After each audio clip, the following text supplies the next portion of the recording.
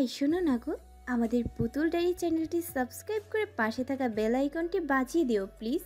আর গল্পটি ভালো লাগলে অবশ্যই লাইক কমেন্ট করে শেয়ার করে দিও। ধন্যবাদ।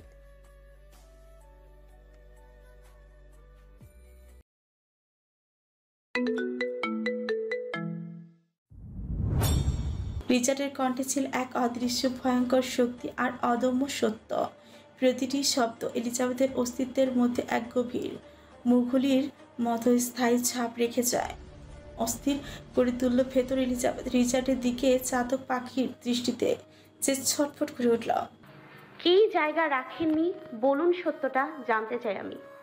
রিচার্ড আবারও চেপে ধরল এলিজাবেথের কণ্ঠনালী, চিপিয়ে চিপিয়ে বলল, জানতে পারবি, সব জানতে পারবি, তবে এত সহজে নয়। তোকে এখন আমার অনেক যন্ত্রণা দেওয়া বাকি। একেবারে মেরে ফেললেই তো পারেন, এত কিছু করেও যখন স্বাদ মিটল না। এলিজাবেথের উচ্চস্বরে কোনো প্রতিক্রিয়া দেখালো না রিচার্ড। এলিজাবেথের ওপর থেকে সরে আসলো, বেডে বসে নিজের পায়ের উপর ঝুঁকল। এলিজাবেথ অনড়ভাবে কেঁদে যাচ্ছে। দমকা হাওয়ার মতো ভেসে আসলো রিচার্ডের খাতযুক্ত কণ্ঠস্বর। সেটা পারলে তোর বলে দিতে হতো না, আর না আমাকে এত পড়তে হতো। এলিজাবেথ কিছু বলে ওঠার আগে রিচার্ড দাঁড়িয়ে ওর পায়ের ঘামে চ্যাটচ্যাটে বিশ্রী ঘাম গন্ধযুক্ত মোজা এলিজাবেথের মুখের উপর ছুঁড়ে মারল। নাকে এসে পড়তে এলিজাবেথের পেটের ভেতরে নাড়া দিয়ে উঠল। মোজা মুখ থেকে নিয়ে ছুঁড়ে ফেলে দিল এলিজাবেথ। এই ছি, এসবের মানে কি?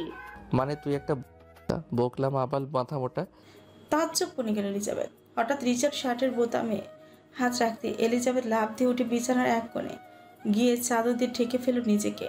রিচার্ড তেসরা নজরে চেয়ে নাক কুচকে গভীর স্বরে বলল, আমি যদি এখন আমার শার্ট খুলি তবে এই খাটের থেকেও বেশি কাঁপবে তোমার হৃদয়। এটা এখন শক্ত রাখতে হবে, ভাঙতে দেওয়া যাবে না। সামনে আমাদের জন্য অনেক কিছু অপেক্ষা করছে। এলিজাবেথ বিস্ময়ের চোখে চেয়ে অস্পষ্ট স্বরে আওড়ালো, আমাদের? এই মুহূর্তে এই প্রশ্নের জবাব দেওয়ার প্রয়োজন বোধ করলই না রিচার্ড। গায়ে চাপানো পোশাকের কুচকানো ভাব ঠিক করে পাবারের দরজার দিকে। ভালোবাসা কোনো সাজিয়ে রাখার দর্শনীয় নয়। মন প্রাণ উজাড় করে ভালোবাসা ঢেলে দিতে হয়। ভালোবাসার প্রকৃত স্বাদ তখনই পাওয়া যায় যখন তাকে মুক্ত করা হয়। লুকানো লুকানো অনুভূতির কোনো মূল্য নেই। থমকে গেল রিচার্ডের পা, তবে পেছন খুলো না। গুরু গম্ভীর গলায় জবাব দিল, কেমন লাগবে তখন, যখন মুখে শতবার ভালোবাসি বলেও অন্তরে ছলনা পুষবে? ভালোবাসা কেবল শব্দে নয়, ভালোবাসা তার প্রকৃত রূপ পায়ে আগলে রাখার নিঃশর্ত স্পর্শে। এলিজাবেথ অস্থিরভাবে বিছানা থেকে নেমে রিচার্ডের পেছনে গিয়ে দাঁড়ালো। তবু ওদের মাঝে খুব দূরত্ব। রিচার্ডের পেছনে ছায়া দৃষ্টি রেখে কান্নায় জর্জরিত ক্ষীণ স্বরে বলল, আগলে কি রেখেছেন? ছেড়ে দিয়েছেন তো অন্যের হাতে। এলিজাবেথের তীক্ষ্ণ প্রশ্নের জবাব রিচার্ড এক মুহূর্ত থামল। ঠোঁটের কোণে অদ্ভুত এক হাসি ফুটে উঠল। পরপর গম্ভীর কণ্ঠে বলল, রিচার্ড কায়নাত কখনো নিজের জিনিস ছেড়ে দেয় না, দূরে রাখলেও সেটা তারই থাকে। আর যদি হয় শখের জিনিস, তবে আমি উন্মাদ সেখানেই। থেমে আবারও বলল, খোলা চুলে মেয়েদের সৌন্দর্য 10 গুণ বৃদ্ধি পেলেও পরপুরুষের সামনে তা খোলা রাখা হারাম। তেমনি ভুল সময় ভালোবাসা প্রকাশ করাও শুধু অপূর্ণ নয়, সম্পর্কের জন্য ক্ষতিকর হতে পারে। বুকের ভেতর চাপা উত্তেজনা নিয়ে এলিজাবেথ এগিয়ে গেল দুকদম, কিছু বলতে যাবে। তার আগে শোনা গেল রিচার্ডের অবাক করা কোমল কণ্ঠস্বর। এলিজান। থমকে গেল, দাঁড়ালো এলিজাবেথ। বুকের ভেতরে চাপ দ্বিগুণ হয়ে উঠল, তবু শান্ত গলায় বলল, এতটুকু যথেষ্ট ছিল। রিচার্ড আর কোনো জবাবের অপেক্ষা না করি বলে লম্বা লম্বা কদমে চলে গেল। এলিজাবেথ অপলক দাঁড়িয়ে রইল। রিচার্ডের দৃষ্টি সীমানার বাইরে চলে যেতে বাঁকা হাসল। পরপরই সেই হাসি ক্ষণিকের রূপান্তর হলো রহস্যময় হাসিতে। চোয়াল শক্ত করে দৃঢ় স্বরে পিড়পিড় করল, আপনার যা করা ছিল তা আপনি করেছেন। আমাকে যা করতে হবে তা এখন আমি করব। আরান, এরিক, আসমান, ভিক্টর এবং তাকওয়া, এই 5 জন দক্ষ এজেন্ট নিয়ে তৈরি সোয়াট টিম। এদের মধ্যে 4 জন পুরুষ এবং 1 জন নারী। এই টিমের নেতৃত্বে রয়েছে এরিক। জন্মসূত্রে কোরিয়ান হলেও এরিকের বেড়ে ওঠা, পড়াশোনা এবং জীবনের সব অভিজ্ঞতা আমেরিকাতে।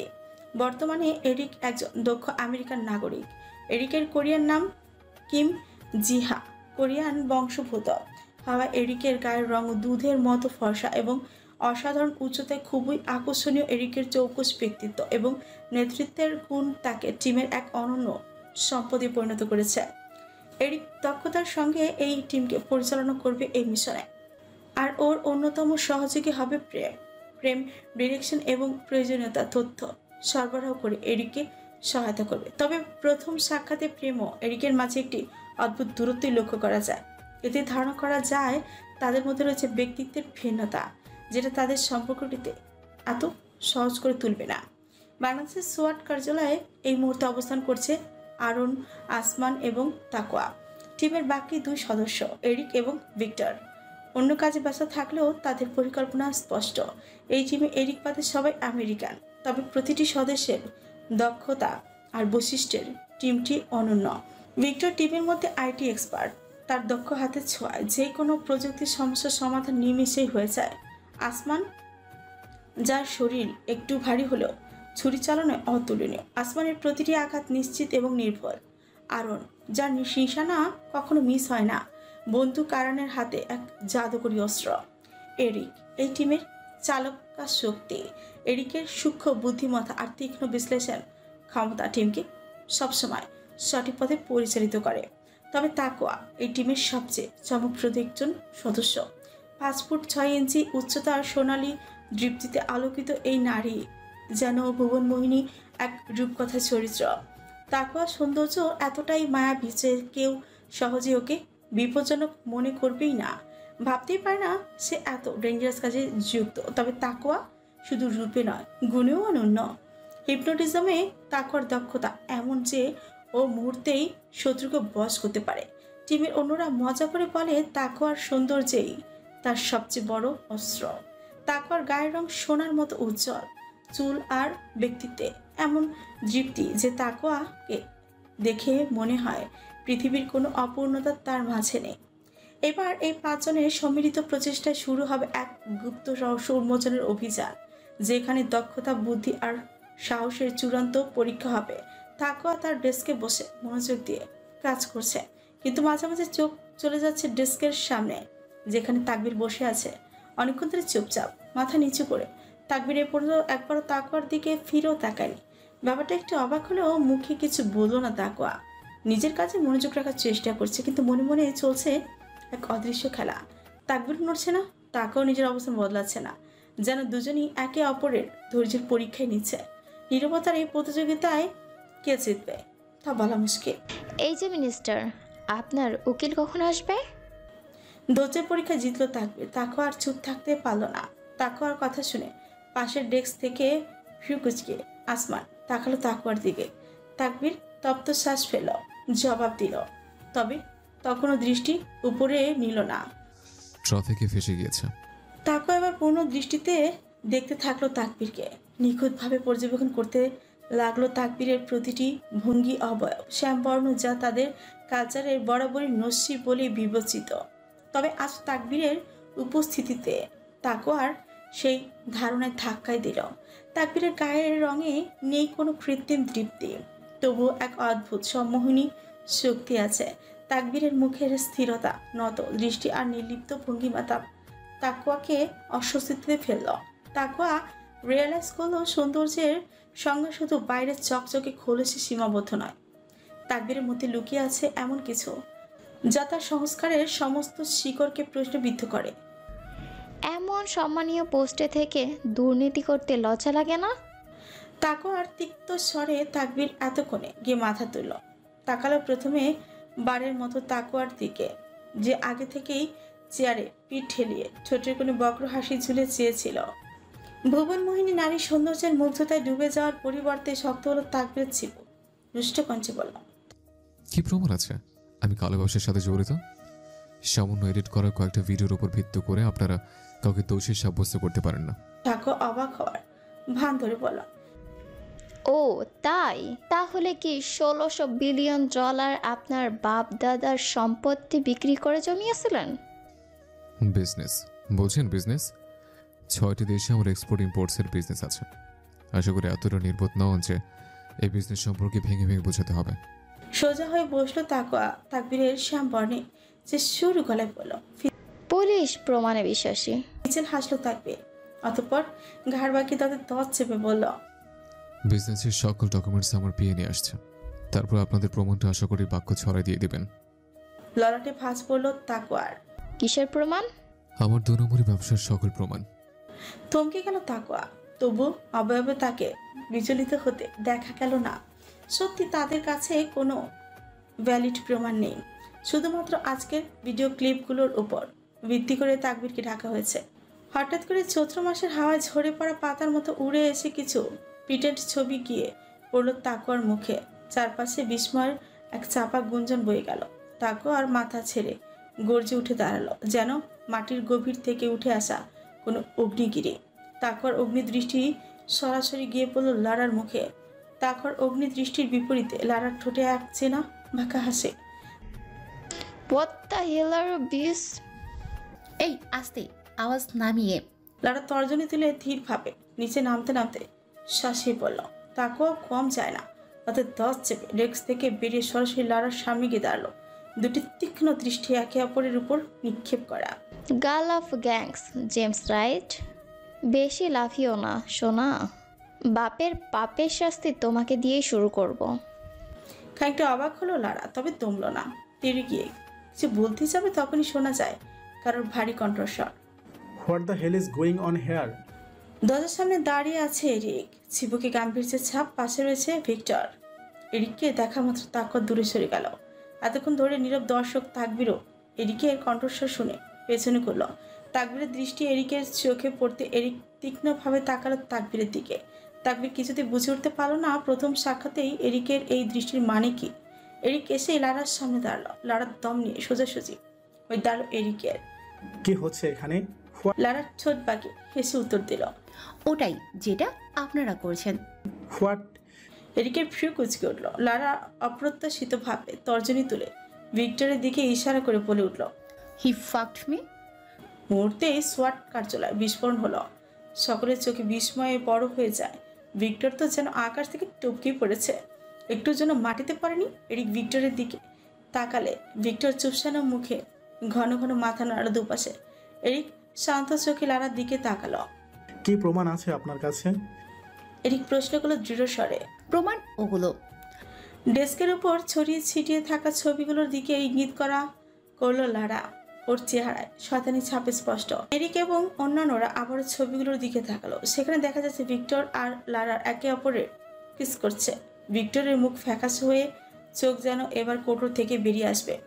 এরিকের স্বর এবার বেশ শক্ত হলো, বলল, এগুলো যে এডিট করা তা দেখেই বোঝা যাচ্ছে ভিক্টর এতক্ষণ আমার সাথে ছিল। লারার সাথে সাথে কঠিন গলায় প্রতিরোধ করলো, এগুলো যদি এডিট হতে পারে তাহলে ওই ভিডিও ক্লিপগুলো এডিট হতে পারে না কেন? প্রশাসন কি নিজের মর্জি মতো সত্য তৈরি করে? এরিক চোখ সরু করলো, ভারী কণ্ঠে বলতে লাগলো, ভদ্রভাবে কথা বলুন, ভুলে যাবেন না আপনি কার সাথে কথা বলছেন। তার আগে আপনি ভুলে যাবেন না আপনার সামনে যে দাঁড়িয়ে আছে সে একজন মেয়ে, আর আমাদের দেশে মেয়েদের যথাযথ সম্মান দেওয়া হয়। এটা আপনার আমেরিকা না বস। বেশ এলো আরেকটি নতুন কণ্ঠস্বর। প্রেম গায়ে চাপানো লেদারের জ্যাকেট খুলতে খুলতে ভেতরে প্রবেশ করেছে। প্রেমকে দেখতেই লারা এবং এরিক দুজনের মেজাজ চটে গেল। প্রেম কারো বিরক্ত চাহিনি পাত্তা না দিয়ে লারার পাশে গিয়ে দাঁড়ালো। লারা কঠোর চোখে প্রেমের দিকে তাকাতে প্রেম হেসে চোখ টিপল। পরপর লারার কানের কাছে মুখ নিয়ে ফিসফিস করে বলল, লারা জান্স। চোখ রাঙালো লারা। প্রেমকে এরিকের কণ্ঠ স্থির অথচ দৃঢ়। আপনি আমাদের কথার মধ্যে একদম ঢুকবেন না অফিসার প্রেম, আমি আমার ডিউটি পালন করছি। প্রেম নির্লিপ্ত ভঙ্গিতে বলল। আমিও আমার ডিউটি পালন করছি। এরিকের তীক্ষ্ণ দৃষ্টি ক্রমেই তপ্ত হয়ে উঠল, গলায় কটাকে ঝাঁঝ। মানে কোনটা আপনার ডিউটি মনে হচ্ছে? প্রেম নির্বিকার ভাবে উত্তর দিল, একজন নারীর সম্মান রক্ষা করা। এরিক রাগে ফুঁসতে ফুঁসতে বলল, অফিসার প্রেম, এখানে কাউকে অসম্মান করা হচ্ছে না। প্রেম শান্ত তবু দৃঢ়ভাবে বলল, তাহলে এত কাছে দাঁড়িয়ে আছেন কেন? দূরে সরুন। এই বলেই হালকা ধাক্কায় এরিককে পেছনে সরিয়ে দিল। চারপাশে স্তব্ধ হয়ে উঠল। প্রত্যক্ষদর্শীরা মুখে বিস্ময় ছাপ। এরিকের চোখে অগ্নি জ্বলে উঠল। তেরে কিছু বলতে যাচ্ছিল তার আগেই তার 4 সহকর্মী তার ঢাল হয়ে তেড়ে যায় প্রেমের দিকে। প্রেম তবু নির্বাক, অধর কোণে বাঁকা হাসি বিস্ফোরণ হওয়ার আগ মুহূর্তে দৃশ্যপটে প্রবেশ করলো তাকবীর। তাকবীর কঠিন গলায় বলল, আপনারা নিজেদের মধ্যে কি শুরু করেছেন? থামুন। এই যে আমার উকিল এসে গেছে। তাকবীরের কথা মুহূর্তে উত্তেজনার পারদে নেমে এলো। রেয়ান তাকবীরের উকিল নিয়ে তাকবীরের পাশে এসে দাঁড়িয়ে আছে। কয়েক সেকেন্ডের নীরবতার দ্বন্দ্বের জট খুলে গেল। তাকবীরের দৃঢ় উপস্থিতি এবং সময়োচিত সিদ্ধান্ত উত্তপ্ত পরিস্থিতির সমাপ্তি ঘটালো। তবু প্রেম আর এরিকের শক্ত দৃষ্টি এক বিন্দুও নরম হলো না। উকিল ইতিমধ্যে তাকবীরের ব্যবসা সমস্ত ডকুমেন্টস বের করে তাকুয়ার হাতে তুলে দিয়েছে। তাকুয়া এগিয়ে গিয়ে বাকি 3 সদস্যদের কাছে নথিপত্র জমা দিল। 3 জন একত্রে নথিগুলো দ্রুত হাতে নিয়ে ঘটঘট করে পাতা উল্টাতে শুরু করে। দৃষ্টি তাদের তীক্ষ্ণ। এরিক এখনও প্রেমের দিকে তাকিয়েছিল। কপালে ক্রমে ঘামের ফোঁটা জমতে শুরু করেছে। প্রেম এরিকের উপর বিদ্রুপের হাসি ছুঁড়ে তাকালো লারার দিকে, যে আগে থেকে নাক মুখ কুচকে মুখ বিকৃত করে চেয়ে দেখছিল তার কাণ্ড। প্রেম আবার লারার দিকে তাকে ঠোঁট গোল করে ফ্লাইং কিস ছুঁড়ে দিল নিঃশব্দে। টিমমেটরা ডকুমেন্টসগুলো ভালোভাবে পর্যবেক্ষণ করে মলিন মুখে তাকায় এরিকের দিকে। এরিক আগে থেকে ওদের দিকে উৎসুক দৃষ্টিতে তাকিয়েছিল। দৃষ্টি মিলতে তাকুয়া দুপাশে মাথা নাড়ল। এরিকের হাত মুষ্টিবদ্ধ হয়ে উঠল মুহূর্তে। অন্যদিকে তাকবীর ঠোঁটের কোণে তুষ্ট হাসি টেনে পড়ল। বলেছিলাম বিশ্বাস করেনি। এবার হলো তো? একজন মিনিস্টারকে অহেতুক হ্যারাসমেন্ট করার অপরাধে আপনারা কি শাস্তি পেতে পারেন কোনো ধারণা আছে? সোয়াট টিমের সদস্যরা কোনো প্রতিক্রিয়া করল না। ক্ষোভ তাদের চোখে স্পষ্ট থাকলেও সকলে নত দৃষ্টিতে নীরবে দাঁড়িয়ে রইল। এরিক দৃঢ় পায়ে এগিয়ে গিয়ে দাঁড়ালো তাকবীরের মুখোমুখি। উচ্চতা এরিক তাকবীরের চেয়ে অধিক। তাকবীর মাথা উঁচু করে স্থির দৃষ্টিতে তাকালো। এরিক স্মিত হাসল, তীক্ষ্ণ স্বরে বলল, তাহলে আর কিছুদিন অপেক্ষা করুন মিনিস্টার তাকবীর দেওয়ান। আমরা ভাঙি, পথ হারাই, তবে গন্তব্য ভুলি না। তাকবীর নির্ভীক হাসি দিয়ে জবাব দিল, আপনাদের গন্তব্য যদি ন্যায়ের পথ হয় তবে আমি অপেক্ষা করব, কিন্তু যদি অন্যায় হয় তবে মনে রাখবেন আমি শুধু দাঁড়িয়ে থাকবো না, আমি প্রতিরোধও করব। এরিক ঠোঁট কামড়ে নিজের ক্রোধ সংবরণ করল। তার পেছনে থাকা সোয়াট টিমের সদস্যরা মাথা নিচু করে রেখেছে। তাদের প্রত্যেকের চোখে অপমানের তীব্র ছায়া। তাকবীর দেওয়ান, আপনার এই আত্মবিশ্বাস একদিন ভেঙে যাবে, আর তখন আপনাকে আর কোনো নথি বা আইন রক্ষা করতে পারবে না। তাকবীর ফিচেল হেসে ধীর স্বরে দৃঢ়ভাবে বলল, আত্মবিশ্বাস সঠিক হলে তাকে ভাঙা যায় না, তবে আপনি চেষ্টা চালিয়ে যেতে পারেন। তাকবীরের পাশে দাঁড়িয়ে থাকা প্রেম হালকা হাসিতে বিপ্লবীর স্বরে বলল, আপনার ধৈর্য এবং সাহস দুই প্রশংসনীয় মিনিস্টার। তাকবীর মৃদু হেসে প্রেমের দিকে চেয়ে উত্তর দিল, যে পথ সত্যের সেখানে ধৈর্যই প্রধান অস্ত্র, আর সাহস সেটা আমার রক্তে। আর কথা বাড়ালো না তাকবীর। হনহনি বেরিয়ে গেল। সাথে গেল রেয়ান আর উকিল সাহেব। গেল লারাও। প্রেমকে চোখ রাঙে। ওরা বেরিয়ে যেতে এরিক ক্রোধে ফোন ছুঁড়ে মারল মেঝেতে। এই মিস্টার দাঁড়ান। তাকবীর বিরক্ত মুখে থেমে দাঁড়ালো। গাড়ির ডোর ধপধপ শব্দ করে লাগিয়ে পেছন ঘুরে ঝাঁঝালো স্বরে বলল, কি সমস্যা? লারা ততক্ষণে ছুটে এসে তাকবীরের সামনে দাঁড়িয়েছে। হাঁপাতে হাঁপাতে বলল, আরে ভাই, আমি আপনাকে সাহায্য করলাম আর আপনি আমাকে বলছেন কি সমস্যা? পুরো কাওয়ার্ড একটা। মেয়ে একদম চিপ টেনে ছিঁড়ে ফেলবো। তাকবীর দেওয়ানের কারোর সাহায্যের প্রয়োজন হয় না, আমার ঢাল আমি নিজে। এই বলে তাকবীর আবার গাড়িতে উঠতে উদ্যত হয়, কিন্তু ঠিক তখনই পেছন থেকে ভেসে এলো লারার সুরসুরে কণ্ঠ, অন্যের বউ নিয়ে টানাটানি একজন মিনিস্টারের চরিত্রে যায় না। তাকবীর থমকে গেল। পা যেন জমে গেল। মুহূর্তের জন্য ধীরে ধীরে পেছন ফিরল। চোখে এক অদ্ভুত অগ্নি ঝলসে উঠল।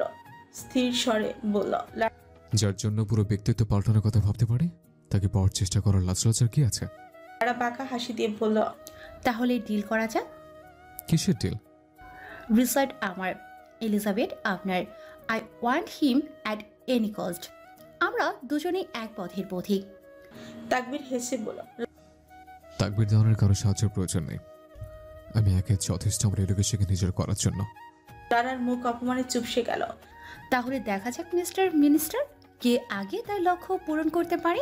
তাকবীর একটু বিচলিত হলো না, গম্ভীর মুখে বলে উঠল, খেলে জমুক মিস লারা, তবে আমার জয় নির্ধারিত।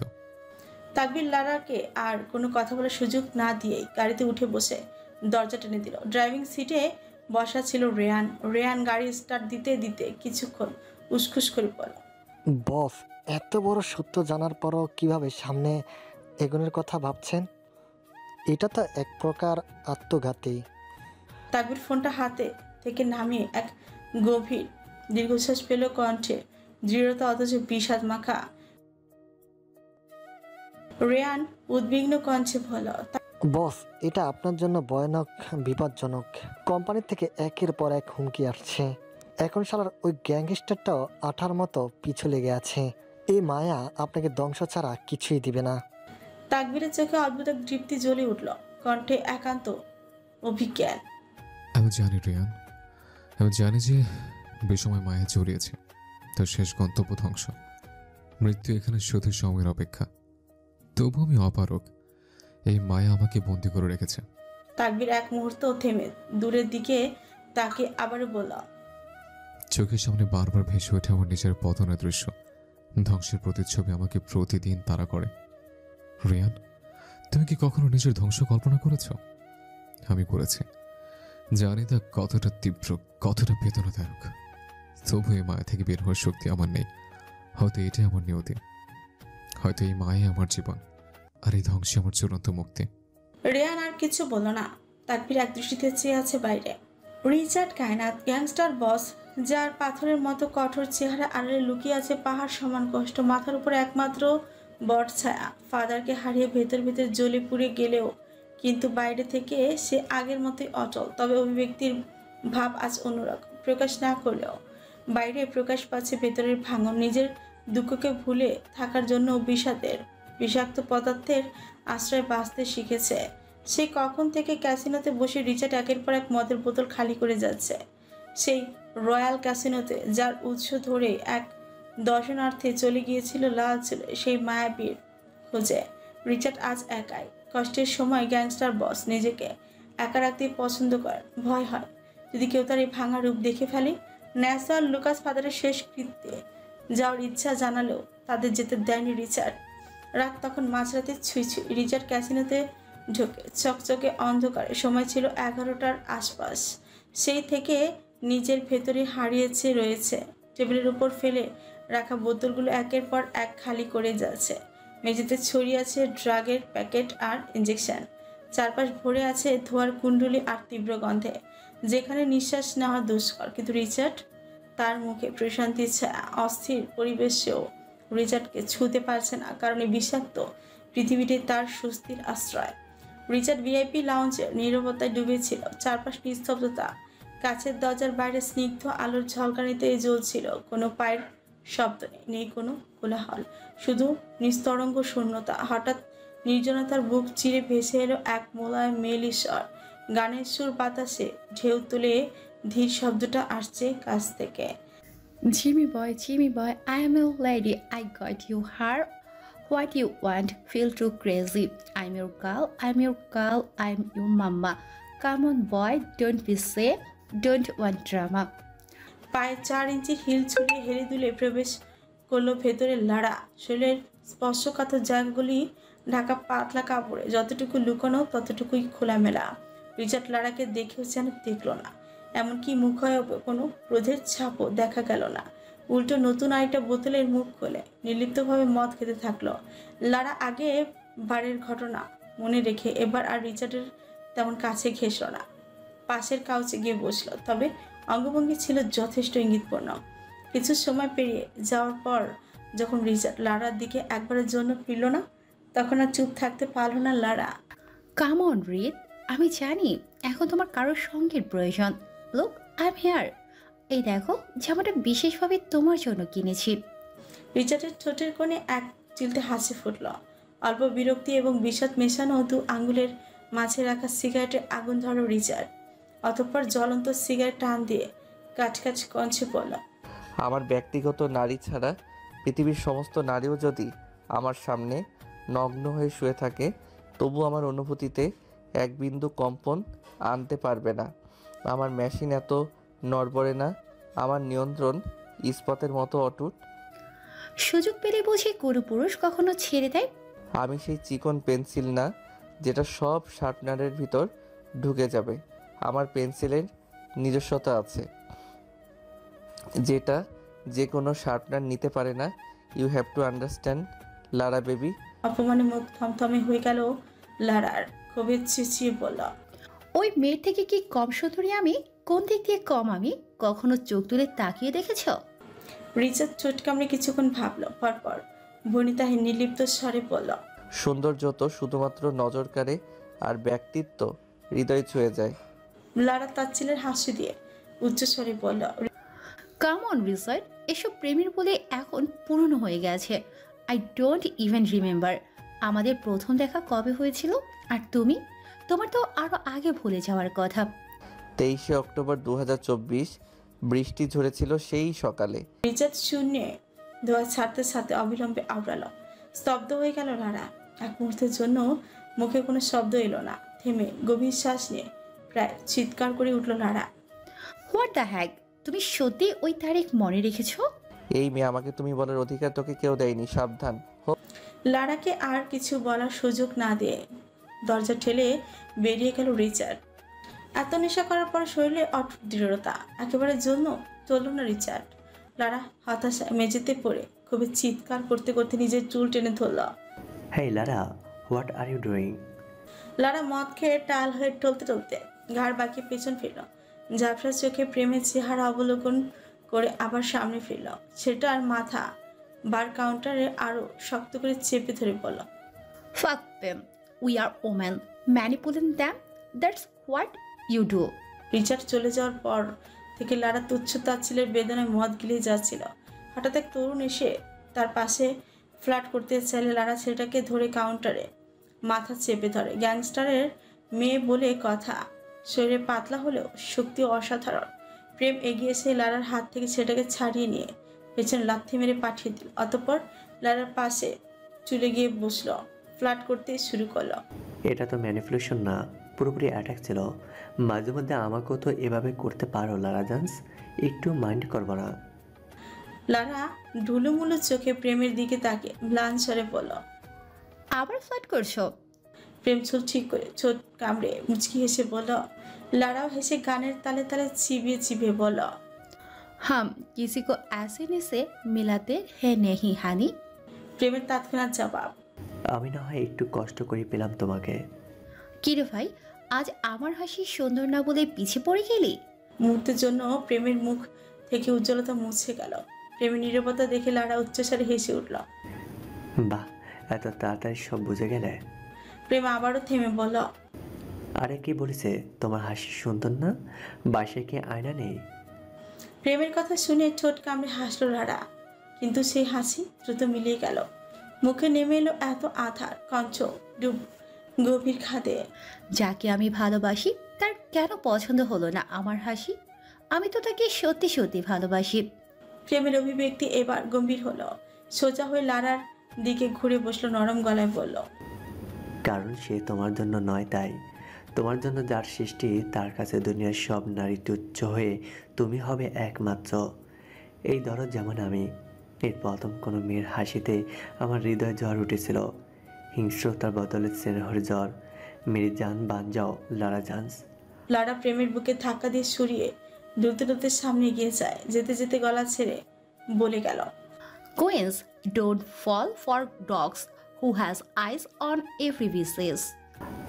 আস্তাগফিরুল্লাহ লারা জান্স, আমি প্রেম আহসান, খানদানি বংশ আমার, কুত্তা বংশ না। আমার বংশে কেউ কুত্তও পালে না, তবে এখন থেকে তোমার পিছু আমি কুত্তার মতোই ছুটব। Let me drop you baby. Happy 3 year love anniversary my beloved husband. মহিলা অতিরিক্ত মদ পানে এমনিতেই মাথা ধরে আছে রিচার্ডের। তার উপর একের পর এক ঝামেলা এসে জুটেছে। সে কখন থেকে অনবরত একটা নাম্বারে কল আসছে, শেষ পর্যন্ত বিরক্ত হয়ে এবার রিসিভই করলো রিচার্ড। আর শোনা গেল এমন আজব কথাবার্তা। বিরক্তিতে তিরিখিয়ে মেজাজে ফোনটা পাশের সিটে ছুঁড়ে ফেলতে যাচ্ছিল। ঠিক তখনই ওপাশ থেকে ভেসেল এক মিহি স্বর, আপনি কি আমার স্বামী না?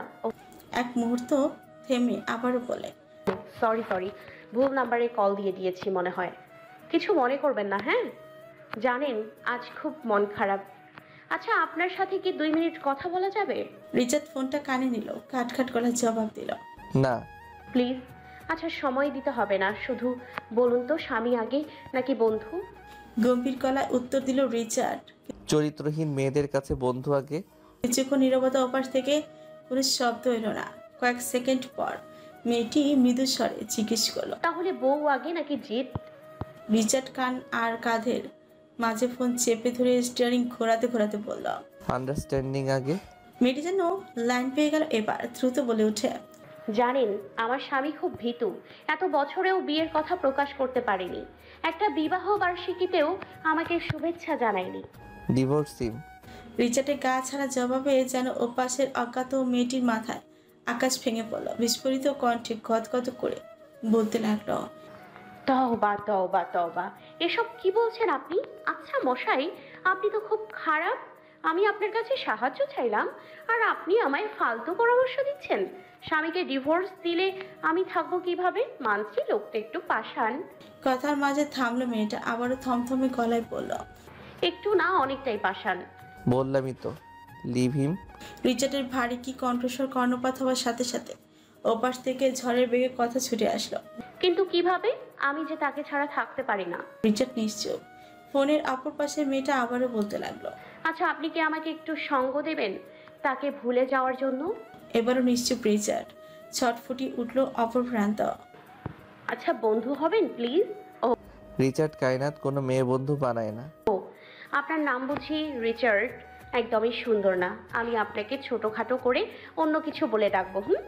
নিস্তব্ধ রাস্তায় বিষণ্ণ মনে রিচার্ড চাইলেও ফোনটা কেটে দিতে পারছে না। অচেনা মেয়েটার সাথে এই কথোপকথনটা অবচেতনে চালিয়ে যাচ্ছে। কণ্ঠে কোনো তেজ নেই, অভিব্যক্তি স্বাভাবিক। মেয়েটির প্রতিটি বাক্যে এক ধরনের স্নিগ্ধতা মিশে আছে যা রিচার্ডকে বিরক্তি ভুলিয়ে দিচ্ছে। রিচার্ড চুপচাপ শুনছে মেয়েটির বক বক। বাইরে নিস্তব্ধতা আর ফোনের ওপাশের মেয়েটির কণ্ঠে মিলেমিশে এক আশ্চর্য মায়ার জাল বুনেছে চারিপাশে। হ্যাঁ ভাবা শেষ। টুকি, আপনাকে আমি আজ থেকে টুকি বলে ডাকবো। What the hell? শোনা গেল ওপাশ থেকে মেয়েটির খিলখিল হাসির রিনঝিনি শব্দ। সেই রিনিঝিনি শব্দে নিস্তব্ধ রাতটাকে একটু প্রাণবন্তী করে তুলল। হাসতে হাসতে মেয়েটি বলল, রাগলেও আমি আপনাকে এটাই বলে ডাকবো। আজ থেকে আপনি আমার টুকি বেস্টু। আপনি না ভাবলেও আমি ভাবছি। বুঝতে পারে মেয়েটা একটু বাঁচাল। কিছু বলার আগে মেয়েটি হালকা শ্বাস আবার বলতে শুরু করলো, দেখুন আপনিও নিশ্চয়ই খুব একা, তা না হলে এত রাত পর্যন্ত সজাগ থাকতেন না। আর আমিও একা, চলুন আমরা একে অপরকে সঙ্গ দিই। আজ থেকে আমি প্রতিদিন রাতে ঠিক এমন সময় কল দিব, ঠিক আছে? I am happily married, damn ইট।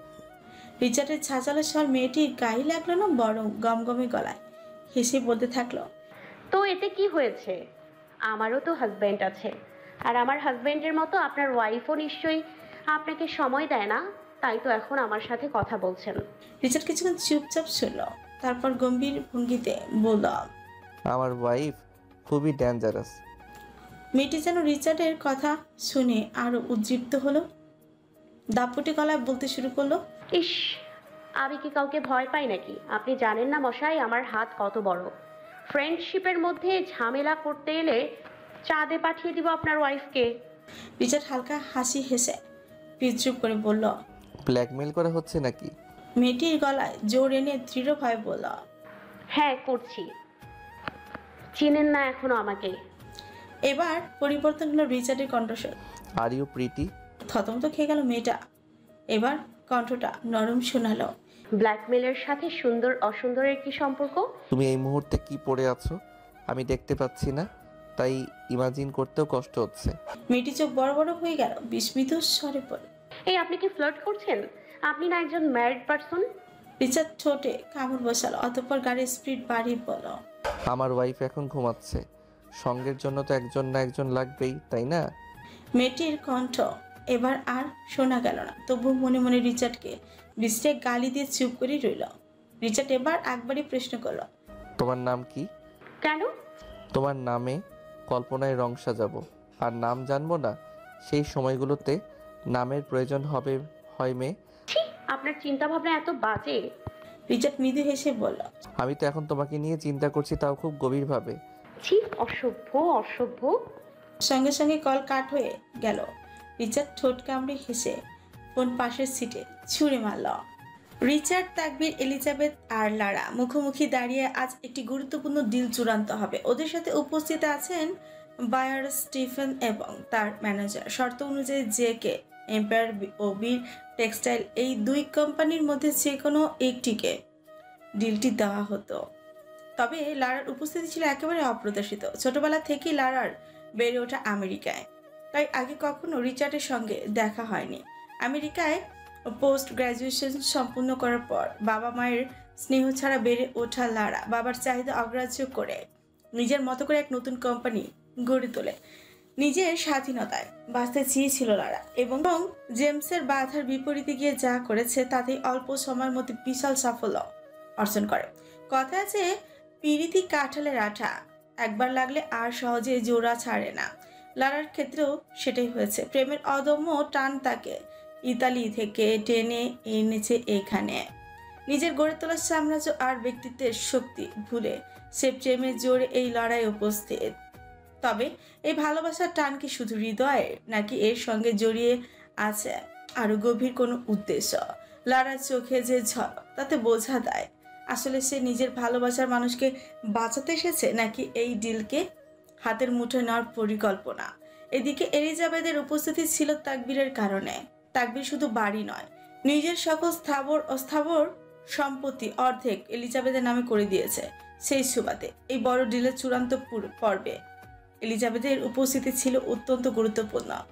আজকের এই ডিল শুধু ব্যবসা নয়, বরং ক্ষমতা আর নিয়ন্ত্রণের এক জটিল লড়াই। এলিজাবেথ একদম চুপসে দাঁড়িয়ে আছে তাকবীর পেছনে, নিজের অস্তিত্ব আড়াল করার আপ্রাণ চেষ্টা চালাচ্ছে। লারা ও তাকবীর স্টিফনের সাথে ডিলের খুঁটিনাটি নিয়ে আলোচনা করছে। মিটিং শুরু হওয়ার আর বেশি দেরি নেই। তবে রিচার্ড অন্য জগতে রক্ত গরম চোখে তাকিয়ে আছে এলিজাবেথের দিকে। এই ব্যস্ততার মধ্যেও তাকবীরের তীক্ষ্ণ নজর এড়ায় না এই অস্বস্তিকর মুহূর্তের। নিজের অবস্থান বলতে এলিজাবেথকে আরো আড়াল করে দাঁড়ালো তাকবীর। অন্যদিকে লারা কথার ফাঁকে ফাঁকে রিচার্ডের দিকে তেসরা চোখে তাকাচ্ছে। রিচার্ডের ঠোঁটের কোণে অজানা হাসে, যেন চোখে চোখে প্রেমের সমীকরণ তার এক নিঃশ্বাসে পড়ে ফেলা সহজ। এখানে তো শুধু ডিল নয়, চলছে অগোছালো জটিল এক প্রেমের যুদ্ধ। চারটি হৃদয়ের বিপরীত হৃদয়ের প্রতিটান। কথার মাঝে স্টিফেন লারার সাথে কথা বলতে বলতে কনফারেন্স রুম থেকে বাইরেই গেল। এখন রুমে উপস্থিত আছে শুধু এলিজাবেথ, তাকবীর আর রিচার্ড। রিচার্ড এখনো পর্যন্ত এলিজাবেথের দিক থেকে দৃষ্টিভঙ্গ করেনি। আর না, এলিজাবেথ মাথা তুলেছে। তাকবীর এলিজাবেথকে কিছু বলতেই যাবে, তখনই রিয়ান এলো।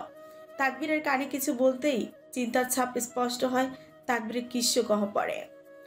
তাকবীর জিভ দিয়ে শুষ্ক অধর ভিজিয়ে চোখ বুলালো পুরো রুমে।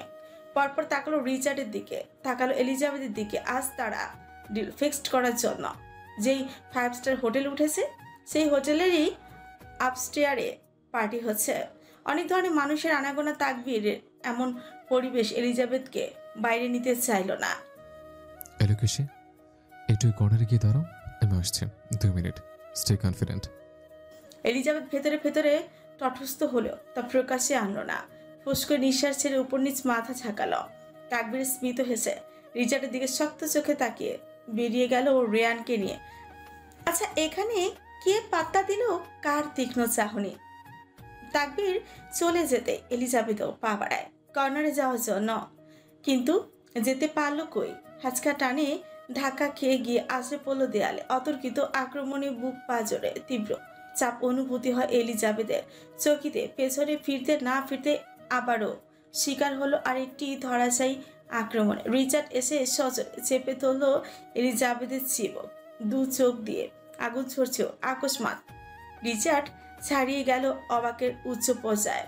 সহসা দন্ত বসিয়ে দিল এলিজাবেথের কাঁধে। ব্যথায় ছটফটি উঠল এলিজাবেথ। চিৎকার করার সুযোগও দিল না রিচার্ড। ওর খসখসে শক্ত হাতে চেপে ধরল এলিজাবেথের মুখ। কাঁধ থেকে রক্ত বের করে তবেই মুখ তুলল রিচার্ড। মুখ থেকে সরিয়ে নিল হাত। ঝিরঝিরে রক্ত ভেসে উঠল কাঁধের কোমল মাংসের উপর। এলিজাবেথ কাঁধ চেপে ধরে নিচে বসে পড়ল। কান্না আটকে রাখার তুমুল চেষ্টা চালাচ্ছে, ফলস্বরূপ কাঁপছে ঠোঁট, নাকের পাঁচা। আঘাতপ্রাপ্ত স্থানে ব্যথা টনটনাচ্ছে।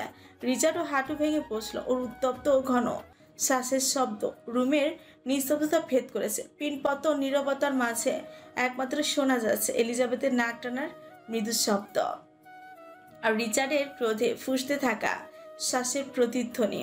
ক্রোধে মটমট করছে গ্যাংস্টার বসের চোয়াল। এই অযাচিত ক্ষুদ্রতার কারণ এলিজাবেথ এখনো বুঝতে উঠতে পারল না। রিচার্ড তর্জনী ঠেকানো এলিজাবেথের চিবুকের নিচে অতঃপর ধীরভাবে উপরে তুলল এলিজাবেথের নির্মল চেহারা। এলিজাবেথের ঠোঁট অনবরত কাঁপছে, আঁখি যুগল টইটুম্বুর করছে বর্ষা ধারায়। বাঁধ ভাঙতে পারে যে কোনো সময়। রিচার্ডের ক্রোধ এতটা তীব্র যে কথা বলার সামর্থ্যটুকু হারিয়ে ফেলেছে। অবাক করে দিয়ে গ্যাংস্টার বসের কথা বেজে বেজে আসছে।